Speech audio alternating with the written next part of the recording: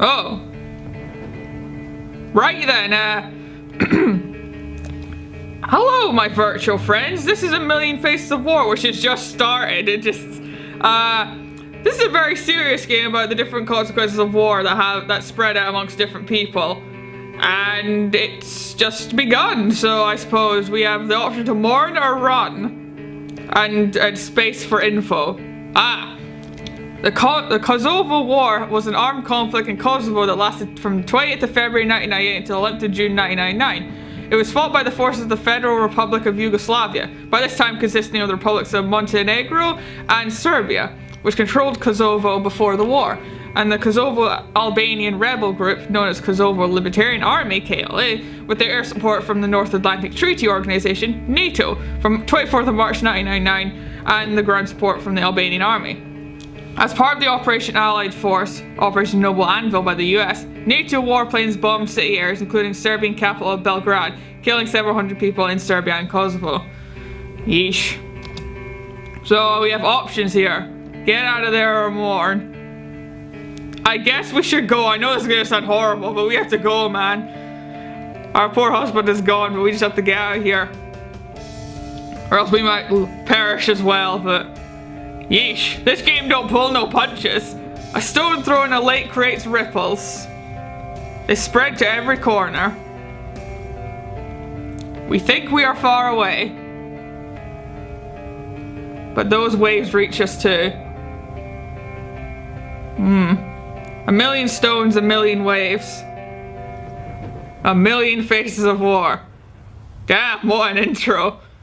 This is quite something. I'm not sure how long this game is going to be, but I imagine that it's going to get heavy, so strap yourselves in, lads, for a very serious video, a very serious topic. That's... starting with child soldiers. Okay, last test, kid. Shoot your mother, then you'll be a good soldier. What? No. The military use of children takes 3 distinct forms. Children can take direct part in hostilities, child soldiers. They can be used in support roles such as porters, spies, messengers, lookouts, or they can be used for political advantage, either as human shields and or in propaganda. Throughout history and in many cultures, children have been extremely involved, extensively in fact, in the military campaigns, even when such practices were against cultural morals. In World War I, Great Britain 250,000 boys under 19 managed to join the army. In World War II, child soldiers fought throughout Europe, in the Warsaw Uprising, in the Jewish resistance, and in the Soviet army. Since the 1970s, a number of international conventions have come into effect to try to limit the participation of children in armed conflicts. Nevertheless, the coalition to stop the use of child soldiers reports that the use of children in military forces and the active participation of children in armed conflicts is widespread. Sheesh. And a Wikipedia source. Well then, shoot or disobey? I have a terrible feeling that when we disobey, we're gonna die anyway, and so is our mum, but dare I commit a child to doing that and living with that for the rest of his little life? Probably not, so he's gonna disobey. And I thought so. Well then, what a way to start on this one. I thought it was just gonna be simply like PTSD and stuff, but nope. I know this is your job, but do you really have to leave? Or options here, comfort or promise? I don't know about promising. That seems like a dangerous thing to do when going off to war. I know that like people dying is like 1% or so I've heard, so it's not exactly a terrible one to make, but comforting her is a better thing to do here. It looked like for a second that she was just like about to, you know, but if he was doing that, okay then. That's fine. No need to worry about that. Right then. Oh, this seems quite cheerful. Visit nature or visit the city. What we got? Minefields. Ah. Okay, so maybe the nature's not a good idea. Minefields in Croatia cover 582 square kilometers or 226.7 miles of territory as of 29th of July 2014. The minefields are located in 11 counties and 82 cities and municipalities. I can't read, sorry. These areas are thought to contain approximately 64,387 landmines, in addition to unexploded ordnance left over from the Croatian War of Independence. As of the 4th of April 2013, a total of 509 people have been killed and 1,466 injured by landmines in 1,352 incidents in Croatia. Aftermath. Between 1996 and 1998, there were approximately 100 civilian casualties from landmines per year in Croatia. 16. Did they just copy and paste this from Wikipedia? Because a 16 would that looks like a like reference number. But the number gradually decreased to less than 10 per year by 2010. The most significant economic problem caused by mines in Croatia is the impact on tourism. Theft of minefield signs is a significant problem, and this is particularly pronounced in areas when concerns among the local population that the signs harm tourism. And probably the tourists themselves, they go wandering for silly reasons. Right, so we'll just bypass this for now and go visit the city, where it's safer, quote unquote, at this point. Because in nature there's practically guaranteed mines, whereas in the city it's kind of, not quite as guaranteed, I suppose. Right, what have we got next? Oh, it seems somewhat normal as well, probably. Well, we got the info to tell us different. Probably every conflict is fought on at least two grounds: the battlefield and the minds of the people via propaganda. The good guys and the bad guys can often be both guilty of misleading their people with distortions, exaggerations, subjectivity, inaccuracy, and even fabrications in order to receive support and sense of legitimacy. The military often manipulates the mainstream media by restricting or managing what information is presented, and hence what the public are told. For them, it is paramount to control the media. Propaganda in totalitarian regimes is easy to recognize for its blatant and crude methods. In democratic societies, propaganda exists, as in most of the above attest to, but it's harder to see. As a result, it's important to keep such elements of propaganda in mind when we see coverage of conflicts or even other issues in the media, regardless of the media organization and their apparent reputation. Okay, so we have local news, national news, or foreign news.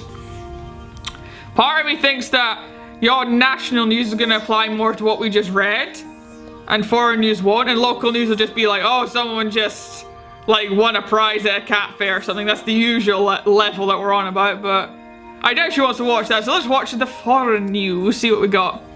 At least 52 civilians have been killed in US-led airstrikes targeting Islamic State of Iraq and the Lebanon positions in a village in northern Syria, a monitoring group has said.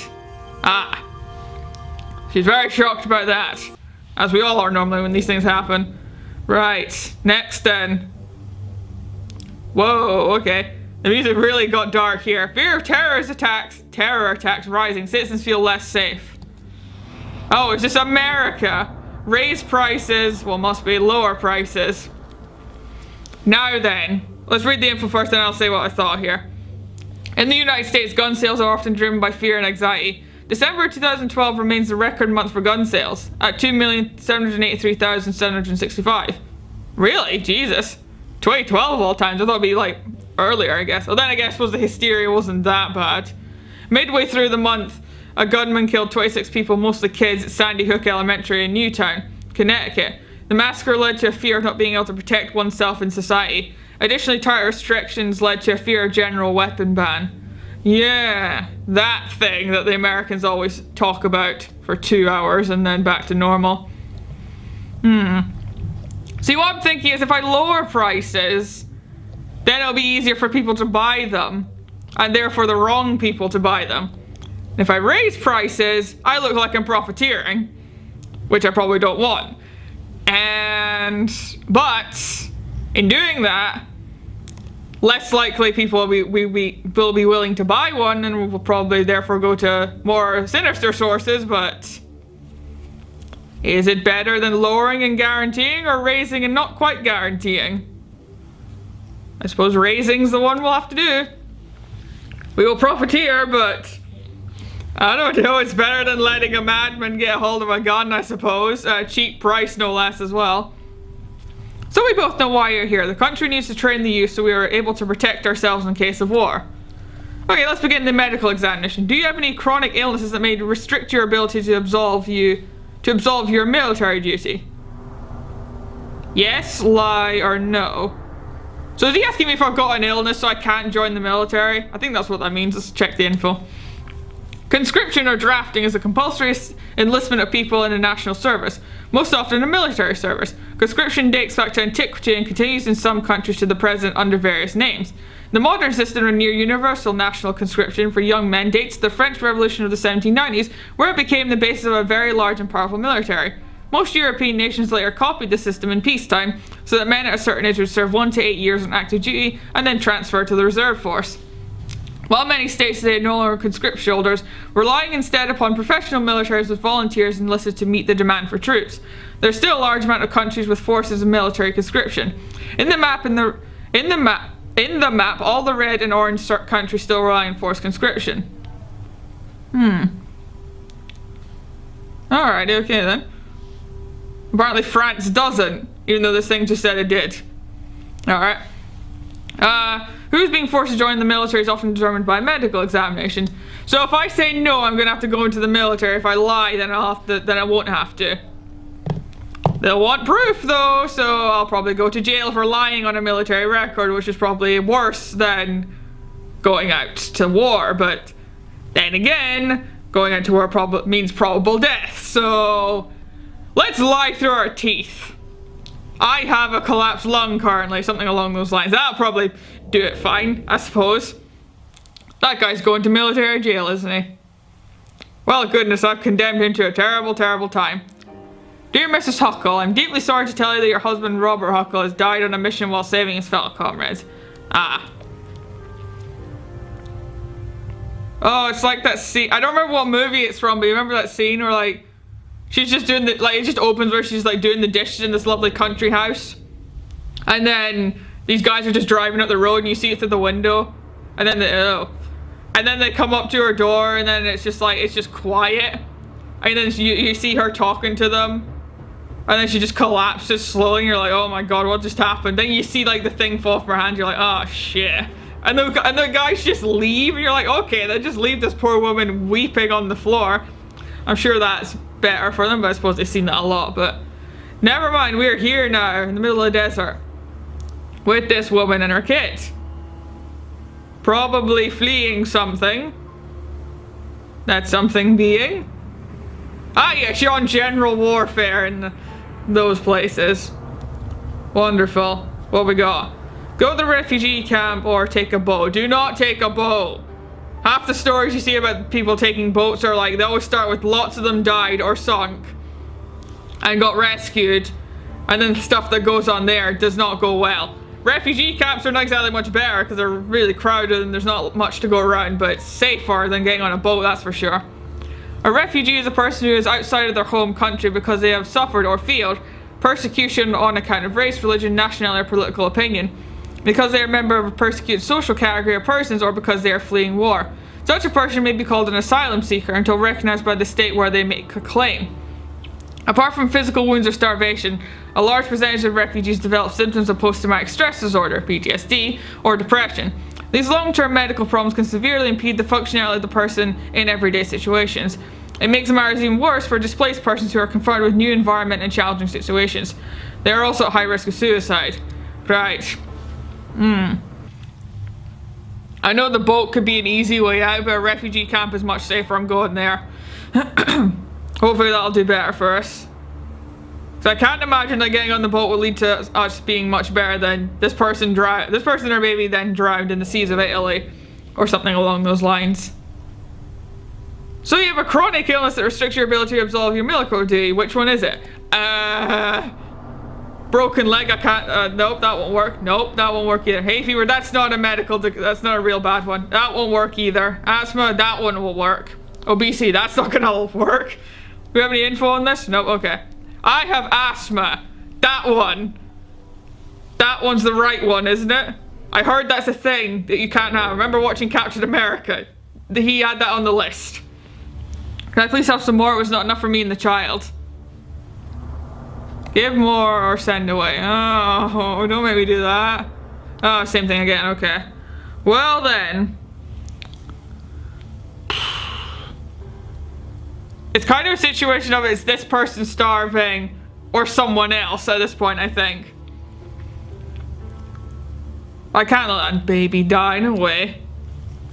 Just give it a tiny bit more. It can't make that much of an impact, surely. Hopefully. I say that and then everything goes wrong, but... Right.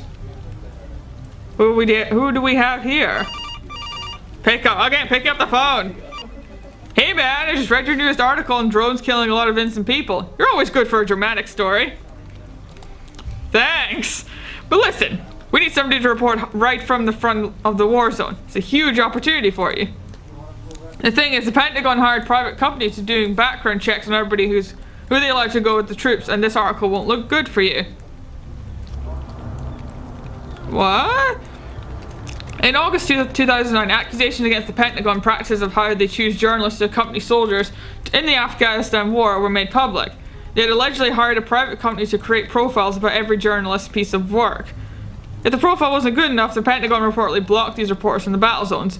Government officials initially denied the existence of such a program after the publication of several secret documents. However, the contract with the allegedly responsible company was terminated. How suspect indeed, right. So if I publish this, it's likely that I'm not going to be able to go to it. But if that's technically what I'm on this paper to do, then I'll probably get fired. So that's probably not a good idea. But if I delete it and go there, I can probably write the truth from there, or I'll get severely censored. Let's try deleting it. See what we can do from there. I think that's the right thing to do. It might be just me protecting my job, I don't know, honestly. Right, where's this woman again? Read messages. Oh, we're getting texts, lovely. Jen, hey girl! I know it must be tough for you, but me and the girls are really worried about you. We think it's time for you to have some fun with us. That's a way to start a message to your grieving friend. Hey girl, how you doing? Martin, I just want to let you know that I think you're a wonderful woman. And when the time is right, I'd like to take you on a date. Whoa! Dude, calm your horses here, man. A little bit early for all this nonsense. No, thank you. The guy died like a week ago, for all we know. When a family member goes to war, the impact of those left at home can be challenging. Readjusting after your service member returns can also take time. Know that the entire cycle of deployment can be painful and frightening time, particularly for children. Family members need to be heard without judging or criticizing what they say. People may need just to express themselves during this time. The more family members can communicate with one another, the less long-term strain there will be on the family. Alrighty then. Let's not go on a date. Yeah, let's go out with friends. We need solidarity in our company that we know that they'll treat us right. We go on a date, we're gonna start to like think that, oh, we can just replace him, and that's not the right thing to do at this point. No way. See, here's what I thought we were going to be doing in this game a lot more. Just the whole PTS thing. Oh, he's reaching for pills. I thought for a second. I was like, what the heck is he doing? But... oh, did he do an American Sniper? Is that it? Or almost, at least. I don't know. I haven't actually seen the movie. I just know bits about... yeah, he did an American Sniper. Right. What do we do then? We don't just take the drugs and be over with it? But according to this game, it's never just straight eyes. After being exposed to combat situations, a lot of soldiers need to be treated for all kinds of health issues, ranging from back pains, migraine headaches, to post-traumatic stress disorder. According to the Ohio Department of Health Statistics, the total number of unintentional prescription drug overdose deaths in Ohio more than tripled between 2001 and 2011. A study funded partly by the Veterans Health Administration found veterans dying of accidental drug overdoses at a rate nearly double that of the general population. Dear God, they need to put some full stops in these things. Right. So if I take pills, there's a high chance I'm going to OD, but if I don't, then I'm probably going to have a bad time anyway. I'm less likely to have a bad time if I do this rather than OD, because I'm more like, I think I'm going to OD, honestly. Given how this game, I think, is trying to persuade it, like, a lot of the things that happen in the info are probably going to happen in this game if I pick the same thing, so let's resist, see if that does anything. I think it did okay? Question mark. No idea though. Right then. Do you take any medicine? For asthma you don't. Okay, apparently you do. Right, let's just keep lying through our teeth. We've come this far now. Rabbit hole, down we go.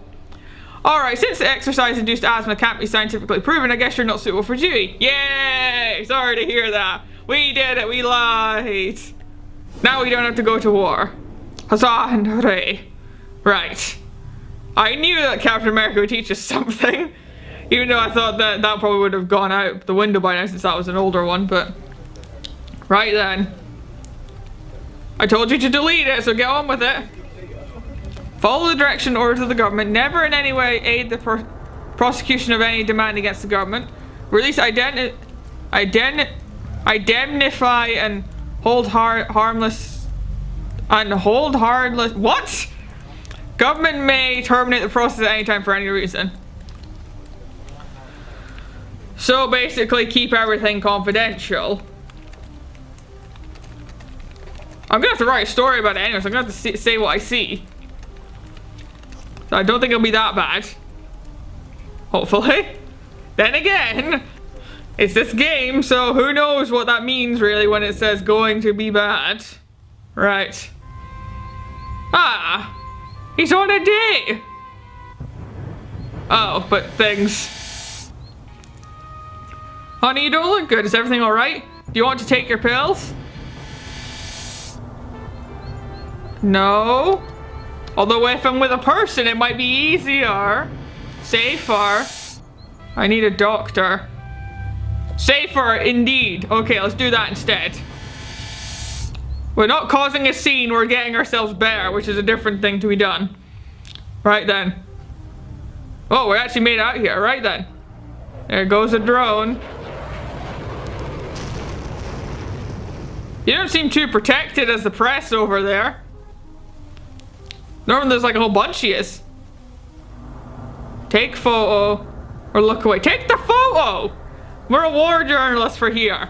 Gotta take all this stuff home. We can always, even if we don't like do anything with it for now, there's always later.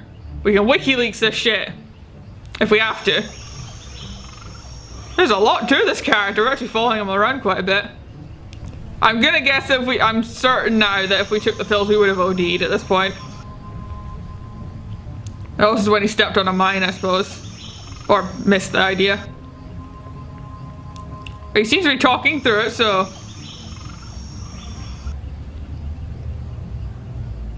We're doing okay. Talk about flashbacks. I think the first thing to deal with is the flashbacks. That's the thing that caused us to take said pill, so let's do that. I have a horrible feeling now that I made the wrong choice for other characters, because I haven't seen as much of them as we have for these two. Oh. You witnessed the stories of... Oh, that must be the end of it then. Did I do good, game? Died in the same bombing as her husband. Ah. I thought getting away faster would do better. Was shot by his recruits, yeah. Couldn't do shit about that one really, I don't think. Visited a lot of souvenir shops. It's just so bad, like just like horror. Oh, you went to the souvenir shops. Became an activist for peace. Yay! Good, so that's 2 to 4. Became rich by selling weapons. We'll put that on the bad side, so... I suppose this is not about score, obviously, but still. She survived, but many others died because of starvation. I couldn't help that. I didn't want the kid to die. Still single, but happy. That's all you really need to be, then. I think if we went on the date, we'd be bad. Is happily married with 2 children. Okay. Even though we had to lie through our teeth. Lost his job as a reporter and became homeless. Because I took a photo? Are you kidding me? For God's sake. Died because of an overdose. What? I thought I did okay by telling him not to. Well, shit. Alright, then a game by Tanya K. Romero. Well then. Zine Oko. Well done, good sirs or madams. Daniel G. Kostierski. Sorry, Kevin Glapp. I'm so sorry, sir. I could not pronounce your name.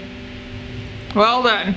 There we go. That's the end of it. That was A Million Faces of War. Oh, and the game just closed. Alright then. Well then. Thank you all so very kindly for watching. You may have learned something, or you might just feel a bit sad right now, but that's fine. Either is okay. So we can just leave that game here as is for what it is and all that. So there's not much really to say about it. So you can play this game for yourself. It's out on itch.io, and you may see it for yourself, maybe play it for yourself and make some different choices if you can impact their lives any different than how I did, because while I don't think I did really bad, I don't think I did really good either. So you guys may go and see for yourself. So then, thank you all so kindly for watching. Subscribe if you want to see more, and I hope to see you in the next one. See you later.